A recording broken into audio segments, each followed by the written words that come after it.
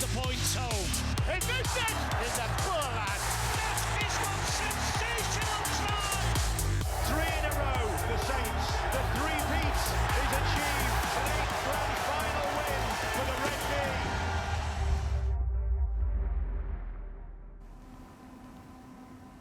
Well, good evening. You're very welcome to the last tackle here on the Sportsman Rugby League, and we've got a lot to get through this week. Who better to get through it with than former England international Kevin Brown and former Scotland international and current Keighley Director of Rugby Andrew Henderson. And Hendo, welcome to you first. Easter weekend, a lot of Rugby League played, and it was all pretty good, wasn't it? It was great. It was a great action round of fixtures, and I think there's probably a bit of disappointment for some clubs as well, because I think there were some real opportunities there for a couple of teams to gain some points, and unfortunately they didn't do enough to get the job done. But there'll be some very delighted teams and coaches and fans as well. But there were some cracking fixtures over the weekend, and fair play. I want to give a full credit to all the players that managed to do their best to put on a spectacle in what is tough conditions to back up, in a few days' time and play again on the Easter Monday. So, full credit to the players and the staff for doing everything they could to get those players out there and put on a spectacle for those fans and for the TV broadcasters. Kev, your first Easter weekend since retiring. Is it better when you're sat on the sofa watching it rather than having to go back to back? Well, it is when you wake up the next day or on the Tuesday after it. The drama that normally, is around the edges of the games. It's very difficult because you're limping into the Monday game at best if you can get on the field. So, echoing what Hendo says there, the players have done great. So, but as a fan and as a neutral fan, it was unbelievable to watch so many good games, and the quality of games on the Monday especially was great to see.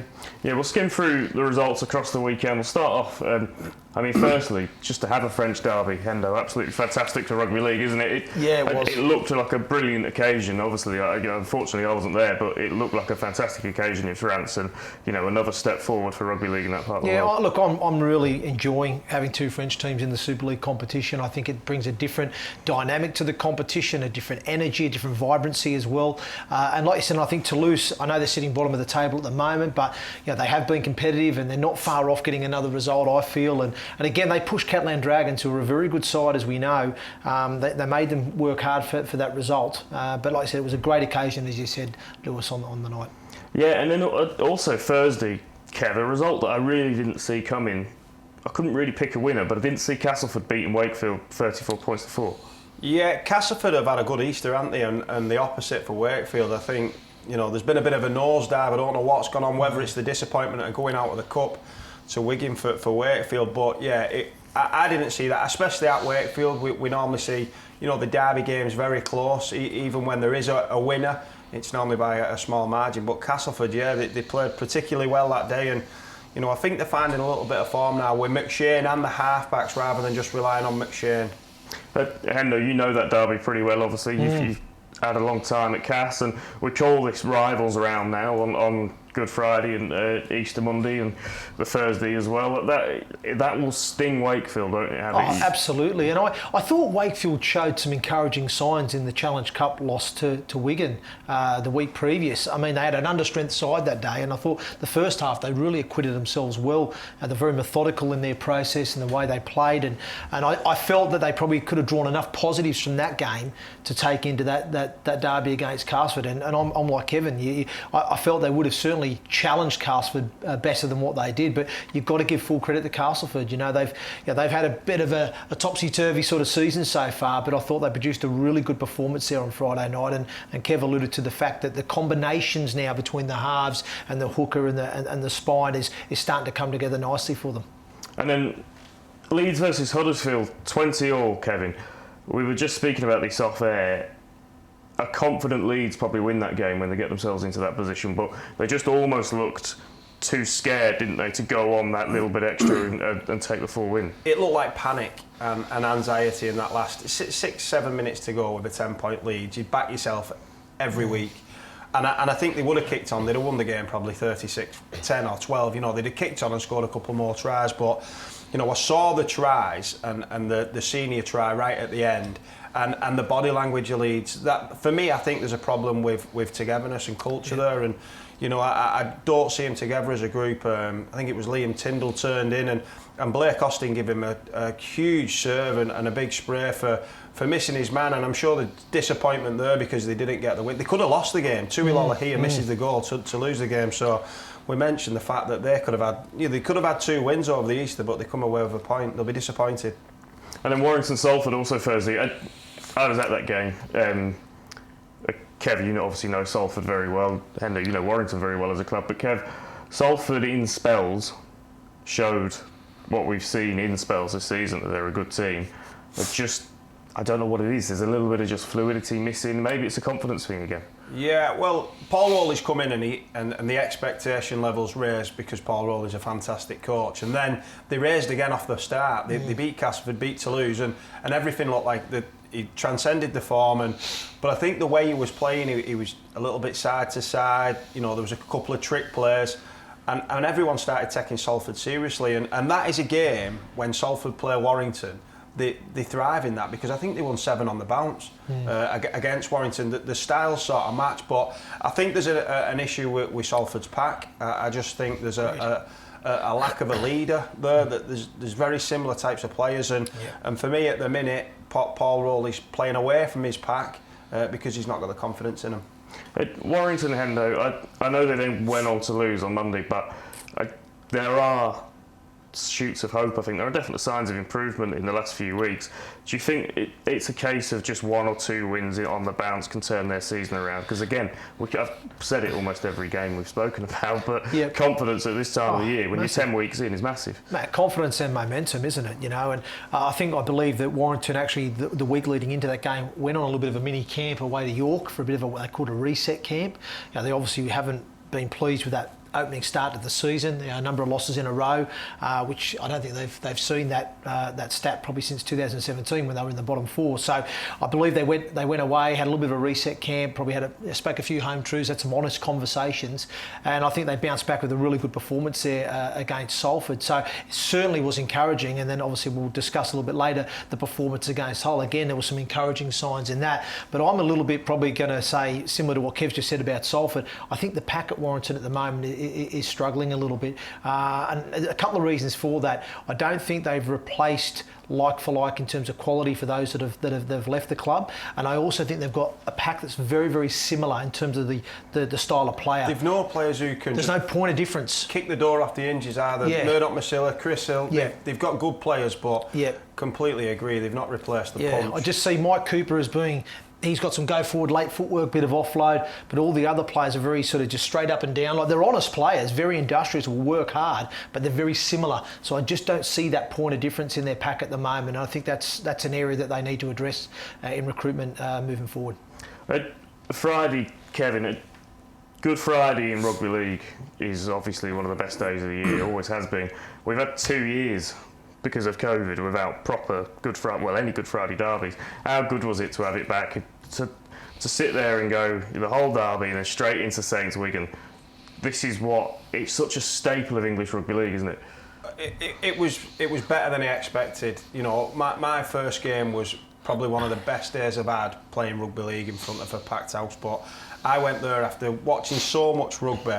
I'm very lucky I got to commentate on it, and the atmosphere. I've not seen atmosphere like that for a long, long time, and the game itself, it replicated the atmosphere. It was a good game, and I think if Jake Bibby finds a pass in the first set of the game, I think it would have been a different game, but you can't blow your chances against Saints. Saints are just a juggernaut at the minute. The fact that they lost Morgan Knowles, the fact that they lost Lewis Dodd, and win that game, but then back up and go to Huddersfield and win that game, I think they are an incredible everyone team, else is a mile behind them. They're an incredible team. 100% the team to beat, obviously have been for the last 3 years, and no 3 grand final wins in a row.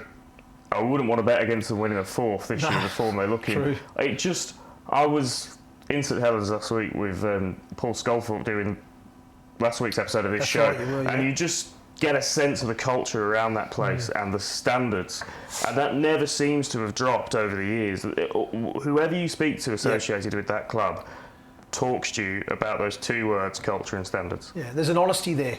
I feel there's an honesty within that club. You know, I feel that the way they operate as an organisation is very good. I think they engage well with their local community. I think they've got a good youth setup too in terms of how they develop their players, and it's evident that they've produced players to come into their team. The way they manage that process as well, I think, is something to be admired.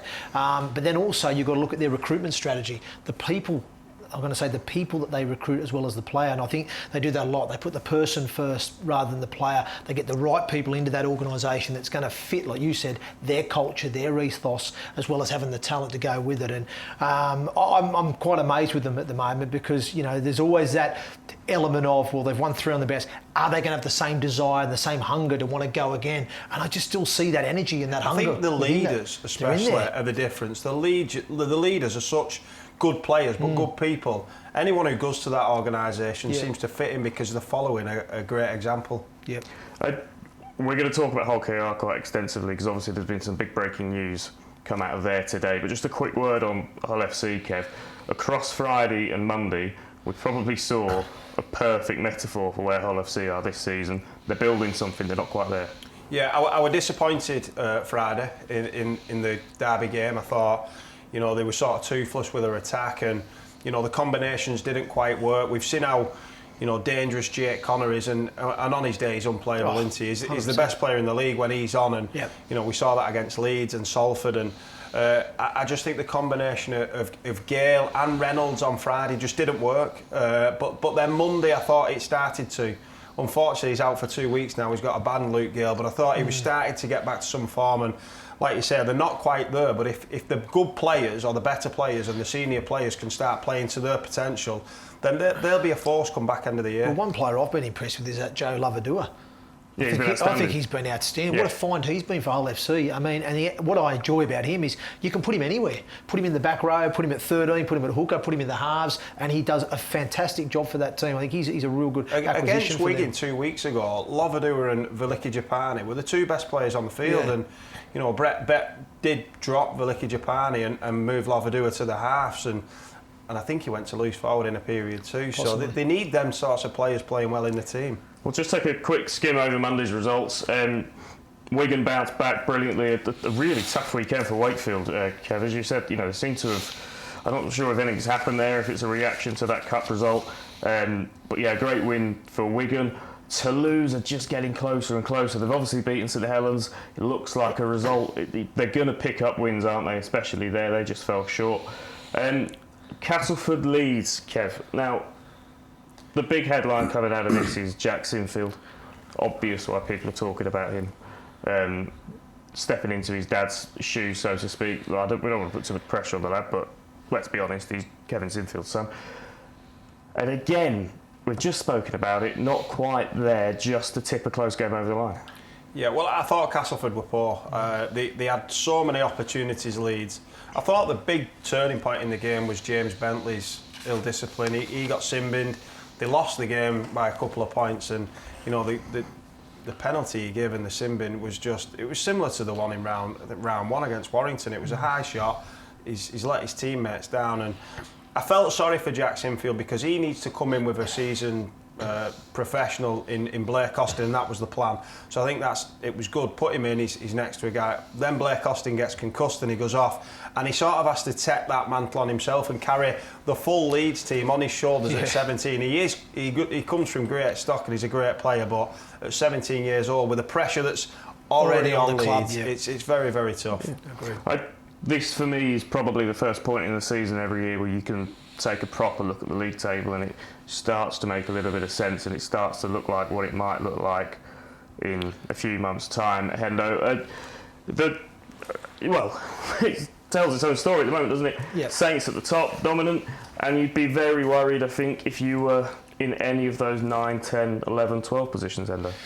Yeah, I agree, and I think, like you said, I think the top three teams there, even the top four, you could argue, have been fairly consistent, haven't they, so far over the season? And then you have that next sort of batch of teams which have been, for me, inconsistent. They'll win one, they'll lose one, they'll win one, they'll lose one, or they go on a couple of losses, then they'll jag one. So, and then, like I said, the bottom three teams at the moment are just, bottom four teams are just struggling at the moment just to get that level of consistency in performance. But listen, there's still plenty of games to go. There's only been 9 games. There's still plenty of games to go. And we all know we've been around long enough to see Super League how it only takes 1 or 2 wins on the bounce, and all of a sudden that momentum changes, that confidence grows, that belief grows, and all of a sudden you get yourself on a good run, and you could propel yourself from being sort of 9th in the table. All of a sudden you're pushing, knocking on the door of sitting 5th or 6th, and you're pushing the playoff positions, and it can just change so quickly. But I suppose it's an act it's hard to explain how you turn that around. But there is that opportunity there for teams, so it's not all dead and buried. Right, let's talk about the big breaking news today. Now, we were going to talk about Tony Smith anyway, because he notched up his 500th game as a Super League coach at the weekend. We are going to hear from Tony in a bit. That was an interview that was recorded before we found out today that he's not going to be Hull KR head coach come next season, Kev. I knew he was out of contract, but I didn't particularly see it coming that he would step down at this point.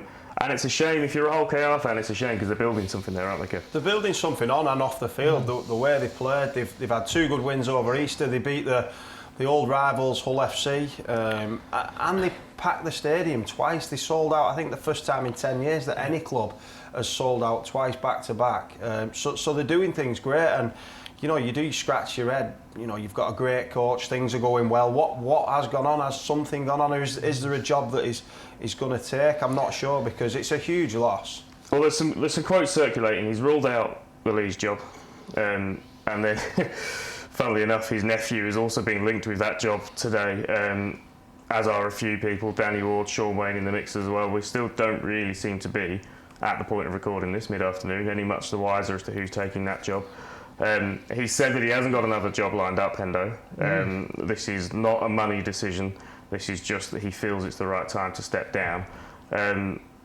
He's done he's done a wonderful job with Hull KR, but he seems to have a big impact anywhere he goes. I'm sure there will be plenty of people giving him a ring in the next few weeks and seeing what his availability is like. 100%. Like, he's a quality coach. He's proven, isn't he? So there'll be no shortage of suitors that would love to acquire his services. And it may not necessarily be in rugby league either. We do know that Tony has had previous experience working with other organisations like the FA, things like that. So it does strike me as a very odd time for this to happen. It seems very sudden for me. So that, like I said, tells me 1 or 2 things. He either has got another, what he classes a better job or a better fit for him moving forward at the end of this season, or he's had a genuine falling out somewhere along the line with the hierarchy there. So it certainly is a shock, because I think, as Kev pointed out, Hull Kingston Rovers, for perception-wise at the moment, look like a club on the up. They're doing a lot of really good things. They've just bought their own stadium. They've got that Craven Street stuff going on at the back there. They sold the game out against Hull FC on the weekend. There's a lot of excitement. The team has got a good balance to it, some good youth coming through. They've got some good quality people working in the coaching and performance department within the organisation. So there's a lot of positive stuff going on at Hull KR, and Tony obviously has had a big part and influence on transforming that, certainly from the performance point of view. Teams playing well. So it does come as a shock. It really, really does, Lewis. But there obviously has to be a genuine reason as to why this decision is made. But it does strike me as odd at coming out at this time of the year as well. Yeah, it's an interesting one. I sat down with Tony last week ahead of his 500th game. So the game against Toulouse was his 500th game as a Betfred Super League coach, which is quite a remarkable achievement, really. Fantastic career that he's had. So here's that chat some of that chat that I had with him ahead of his 500th game, and there's certainly, in the context of today, there's some interesting bits in there. Tony, welcome. You're on course for your 500th game as a Super League coach. That's quite a remarkable number, really. Did you ever think, on your first day at Huddersfield, did you think this will be one of 500? No way. I didn't know how long I was going to be here. But after only being here for a couple of years, the decision to stay here was strong from both my wife and I. Coming from Australia, originally when I first came over, I thought I'd only be here a couple of years and go back and coach somewhere over there. But that changed for us. We loved it here. We've raised our family here and become citizens, and so it all changed for us. And it's been a real honour to be part of the British game and contributing to the development of the game over here. And this is home, and it always will be now.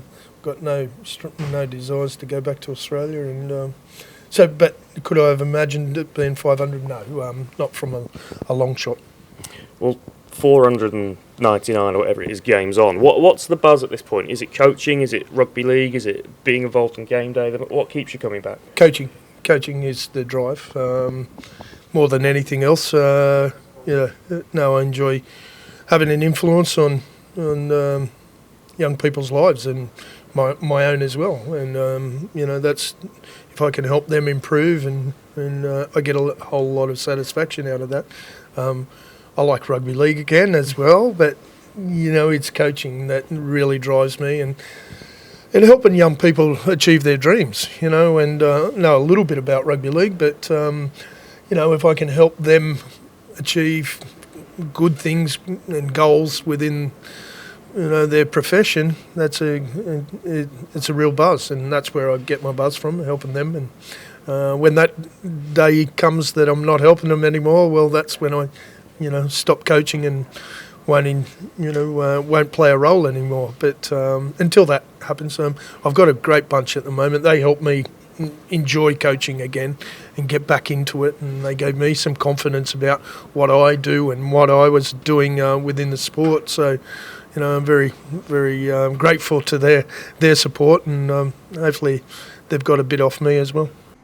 Yeah, that was Tony Smith last week. I spoke to him for quite a while. I didn't get any sense that today's breaking news was on the way. Kev, when you listen to him there speaking about his buzz and his love of coaching again, it doesn't seem to me like a man who's done. I just doesn't feel like he's retiring, does it? No, it's a week before he announces he's leaving Hull KI. He says that's his drive, coaching. I can't see him, giving that up when things are so good. If things weren't going great and they were losing games and the fans were on his back, then yeah, but they're not. They love him there. The players seem to be playing for him. So I can't see from my side, on the outside, what the reasons would be, other than a fallout internally, and potentially with the board. You've got to say it won't be with a player, because Tony would have had that 1,000 times, or he's got something that whets his appetite and gives him that drive a little bit more somewhere else.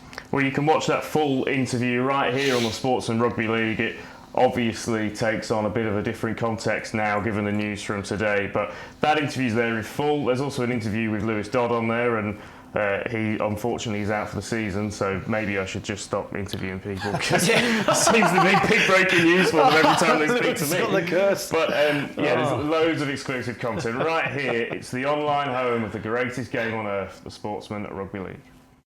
Don't miss a thing from the new home of Rugby League online.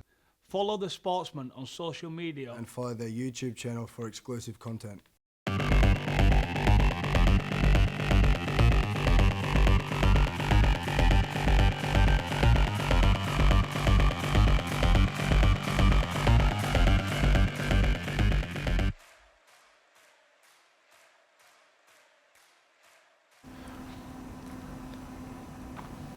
Right, gents, we're straight back into the action. This week, no rest for the wicked in the Betfred Super League, and let's go through it game by game. Starting off, Castleford Tigers versus St Helens. Kev, very difficult in normal circumstance to knock back the St Helens juggernaut, but they've got a lot of debutants in that 21-man squad, and you never know, Cass might be fancying this.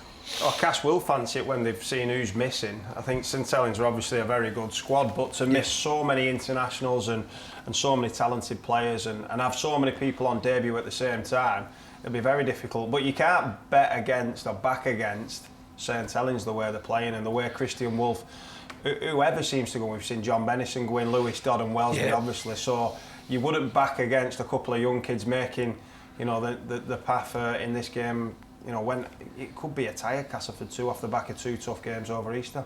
Hendo, we've touched on Lewis Dodd. He's out for the season with an Achilles injury, and I was absolutely gutted when I heard that, because he's lit up the Betfred Super League this year and the back end of last year, and I actually think he had a reasonable chance of being in Sean Wayne's England squad as well, the way he was playing. It's really sad, isn't it, to see such a young player suffer a serious injury, and hopefully can come back strong next year. Yeah, hopefully. And I think, look, what we have in the modern day game now, we've got some great medical support and high performance staff that will give him the best opportunity to come back. I'm sure he'll be the ultimate professional with that. I just really hope that he can come back and regain that form. I hope it just doesn't knock him back too much. I mean, I'm sure he'll come back playing, but sometimes when players come off the back of real serious injuries, it might take them a little bit of time, a little bit longer, even a year to 2 years to get back to that same form, or they may never get back there. So I'm just really praying and hopeful that Lewis Dodd, when he does come back and return to the field, he can achieve the heights that we've been seeing recently in his performances. And then Leeds Rhinos versus Toulouse Olympique, Kev. If I was a Leeds player and confidence was low and you're feeling perhaps a little bit fragile as a team, probably the last team you'd want to play is one, the other team at the bottom, but also a team like Toulouse who will just turn up at Headingley, throw the ball around and see what they can get away with. And they haven't been too bad. They haven't. They went to Catalan and everyone expected them to get, a good drubbing there. Yep. They didn't. It was 18-10. Then they should have probably beat OKR. They were in front for large periods of that game and went behind. So as bad as they look on the table, they're not. They should have beat Wigan. They beat St Helens, that no one else has done. No. So going there, they will be rubbing their hands together. Blake Austin's out. He's concussed. He can't pass that in time. Bentley's out.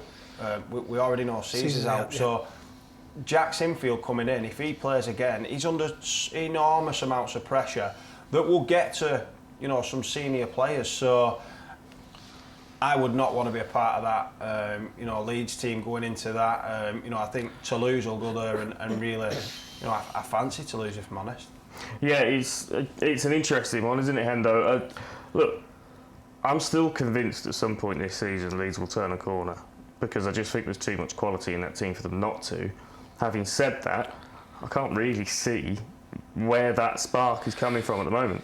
No, I mean, look, I think when you look at the last two performances over the Easter period, you could argue, yes, they competed. They were in both contests, but they just didn't have the ability to manage that game and get themselves across the line. And I think when Kev's just highlighted there, some of the key personnel that will be missing in this fixture, and the amount of pressure, that's the key, isn't it? The amount of pressure that this team is already currently under. Unless they can somehow magically sort of start to, for me, ask a bit more questions with the ball, because when I watched their attack, certainly on the Monday, and obviously they'd lost Blake Austin, and then obviously they're relying on the young kid to steer him. They had a couple of little snippets of good play, but a lot of the time I just thought they looked very devoid of ideas, certainly in the attacking zone. I think Cruz Leeming's massive. If Cruz Leeming he has to play. He has to play. He's been playing well in a poor side for me, and he's if a good player too. Can step up again, I think he'll lead Leeds on to a victory.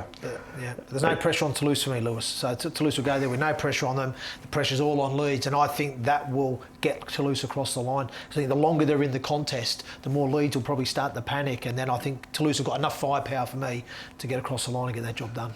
Warrington versus Huddersfield, Hendo. This is an interesting one. This is. Both teams have mixed Easters. Ian Watson said he was very happy with the performance in defeat against St Helens. Yep. And obviously they scraped that draw in Golden Point against Leeds, and then Warrington would have been pleased with their performance against Salford, and I know they felt a bit aggrieved with the way that they fell to that defeat and that controversial decision at the end of the game against Hull FC. But again, they're not going to be firing on all cylinders, are they? But they might feel like the wheels are starting to turn. Yeah, look, I agree. It's going to be a great contest, this one. I think you're right. I think because Warrington, albeit they lost Monday, they had a good result there on Thursday against Salford. I think I've seen some encouraging signs in those two performances. I've seen a little bit more, spirit, a little bit more dig in them, a little bit more competitive edge in them. So clearly they've had a little bit of a reaction off the back of that camp midweek. Huddersfield, as you just rightly said there, Lewis, had a little bit of an indifferent sort of Easter period. They'd be disappointed to not have got the result against Leeds. I noticed that Ian Watson did rest a couple of players, like Chris Hill and that for Monday's game against Saints. So I don't know whether he'd already in the back of his mind thought, it's going to be a tough ask anyway to back up a few days later, plus playing Saints. Not saying he's handed the game to Saints, but almost focused more on this Warrington fixture, to get the few fresh bodies in to really push. Chris Hill returning to his former club, he'll be fired up for that. So hopefully he'll keep his emotions in check. But I think it's going to make for a really tasty game, this one, Lewis. Which way it goes, I don't know. It's a tough one. No, I'm struggling to pick these two apart, to be honest, Kev. Yeah, I think Warrington will be pretty happy with the performance against Hull. I think, it doesn't give you confidence when you lose. It, regardless of how you play, when you're in a bit of a hole, you need to win, don't you, to get that confidence. It's all right saying, we did enough to win the game, but you go home, the long trip home. So it's massive for him. Ian Watson knows how to play against Warrington. Yeah, he does. That's one thing he does. He was a big part of the reason. Yeah. I think it was 7 on the bounce, Yeah. with Salford against Warrington. He knows how to play against them players, and I was part of some of the meetings, and there's some of the smartness, how Warrington defended certain individuals, he picks them apart, so he's got some firepower there in the pack too. So he'll know, everybody knows at the minute, Warrington's pack's been questioned, so I think Huddersfield will go there, they'll go straight for the middle of the field, they'll go after the pack, and then Tuilola here, he'll try and expose them near the try line. So I fancy Huddersfield. I think the pressure on Warrington, off the back of a couple of good performances but poor results, will put the pressure on them even more. So I might as well throw this running order away at this point. We're recording this at about 2 o'clock in the afternoon, and I've just heard in the ear Leeds Rhinos have appointed Rohan Smith as their head coach. Wow. There you go. So, is Tony Smith going there as director of rugby? Yeah, well, so Tony Smith, on the day that Tony Smith that's interesting, has announced that he's leaving Hull KR, that is interesting. His nephew has just been announced as the head coach of the Leeds Rhinos, Hendo. Interesting. Yeah, well, listen, that's a great job for Rohan Smith, a great opportunity. Obviously, he knows the British game. He has worked over here previously here with the Bradford Bulls, and I know he's doing a decent job over there with his club in Australia. So, fantastic opportunity for Rohan. But it certainly now adds that little storyline, doesn't it? Potentially the twist to the storyline is Tony Smith going to be going there as a director of rugby type role at the end of the season? That will be interesting. Yeah, Kev, we've had quite a few conversations on this show with a few guests about the coaching situation at Leeds, and we've just spoken about them lacking in confidence, and we've just finished previewing their game against Toulouse and probably chuck that out the window now, delete that bit. It's going to be interesting, this, isn't it? Because he's not proven himself as a head coach at this level, even though he's worked over here, and obviously I'm sure he's spoken to Tony a fair bit about it, but Justin Holbrook, Christian Wolf, even Adrian Lamb, when he first came over, had some success having kind of done that assistant role or that local rugby role in Australia, and Leeds will probably be hoping that he can do the same. Definitely, and I think Gary Everington's a very shrewd individual, and he's been around the game, he's got experience, so he won't rush into this. So the fact that he's picked Rohan Smith to deliver and pull him out of this mess, he must be very confident, and the feedback he must have. I think he needs a little bit of help there. Tony Smith could be the perfect. He's a family member. We know his connection with Leeds. Yeah. Will he be going there as a mentor? A la Sean Wayne and Matty Peat. We know how that transcended Wigan's sort of culture and form this year. So I'm not sure whether I'd be confident with someone who's never coached at the highest level coming in, because it's a massive job for whoever comes in at Leeds at the minute. It is. And that's before this weekend's result. If they lose this weekend and they are dead bottom, then it bears thinking about the job on his hands that he's coming in, and he'll be wanting to get over as soon as possible to change these forms. And the thing about this, Hendo, with this appointment now, is that if you take this all the way back to, let's say, the 2017 Grand Final, the last time Leeds won it, it goes south for Brian McDermott at Leeds. Kevin Sinfield comes in to try to steady the ship. Richard Agar comes in and does steady the ship. How many times have we said in that period words like rebuilding process, it's a new dawn, fresh start for the club? This can only be a long-term decision because they can't 100%. afford another false dawn. Yeah, 100%. And I think with Rohan Smith, he has got a connection to England because he has been over here previously, so he understands the dynamic of the British game and the British mentality of players. I know he's big on development as well, so there's obviously they feel there's a need to develop certain players and some of the systems and infrastructure within the environment. So I think he'll be looking to bring that sort of stuff to the party as well. So I agree with you. If they're putting their hat on him, they're obviously looking at him for a long-term plan to sort of, like say, not only just change culturally the ethos within the club, but I think to sort of look at the whole sort of performance system and structures, the youth development system, and trying to just get it all back to where it has been before. So again, it's one of those. If he gets it right there, Leeds, as we know, have the ability, the facilities, the resource, the finance to be a force again. But it may take. I still think they've got the roster too. They've still got the players at his disposal. Yeah, they've still got some good players. I don't think he'll need to go out and change a whole lot. If he can get the players playing to their ability, then they won't be far off every week.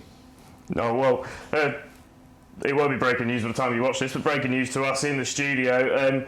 We'll quickly skip over the games that we didn't get to touch on before we found out about that. Hull KR versus Wakefield. Kev, if we were having this conversation a week ago, it'd be very different, wouldn't it? Yeah, it would. And it's very different, the fact that the announcement of Tony Smith. So, you know, the amount of times I've seen it, I remember Nathan Brown said it midway through the year that he was leaving. The wheels came off at Huddersfield. So, yeah, it's completely different, you know, before the show as it is now. But yeah, Wakefield, you've got to say they need a performance for the coach and the fans, because over the Easter period there was nothing to cheer about. Very quickly, Hendo, Wigan versus Salford, Channel 4. Well, I can't see past a Wigan win, to be honest there, Lewis. I think Wigan, even in defeat to St Helens, I'm not sure the scoreline truly reflected the game. I thought Wigan were pretty competitive in that fixture, and I think they've been very good across the season. I think Wigan are just, for me, just slowly, they're just getting better and better. They're just growing nicely through the season. I can't see anything short of a Wigan victory.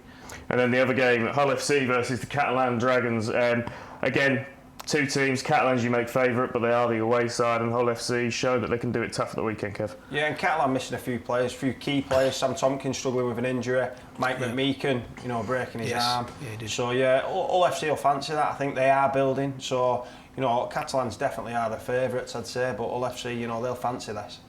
Right, well, we're running out of time. Obviously, we've had something to talk about in the middle of this show that we weren't expecting when we came in here. Let's quickly have a look at the contenders for this week's Try of the Week.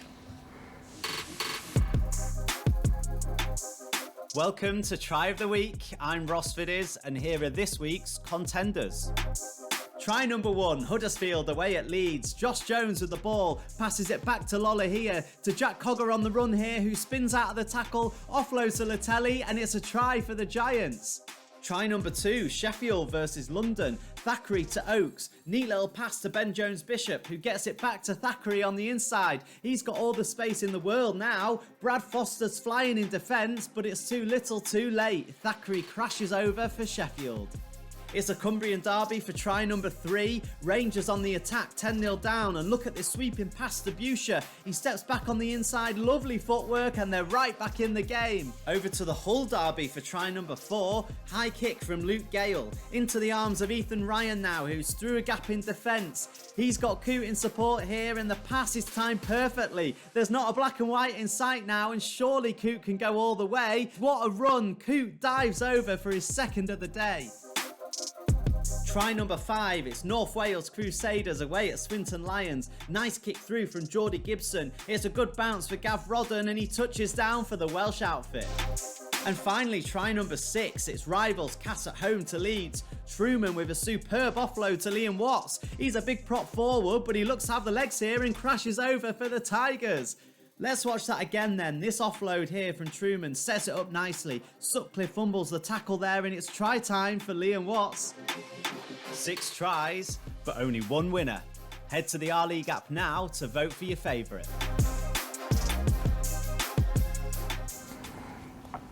Right, we are running quickly out of time, but let's recap on the 2 big breaking news stories in Rugby League this afternoon. Tony Smith is stepping down as Hull KR head coach at the end of this season, and Rohan Smith has been appointed as the new Leeds Rhinos head coach. Gents, thanks for joining us. That turned out to be more eventful 45 minutes than I'd anticipated it being, but isn't it good really that we're getting these stories? And Rugby League, you know, we're talking about what has already been a very entertaining and dramatic season, Hendo. Absolutely. I mean, obviously, the 2 headlines that we've discussed this afternoon, obviously disappointment for Hull Kingston Rovers. I'm sure their fans and even the playing group will be disappointed that Tony will be going at the end of the season.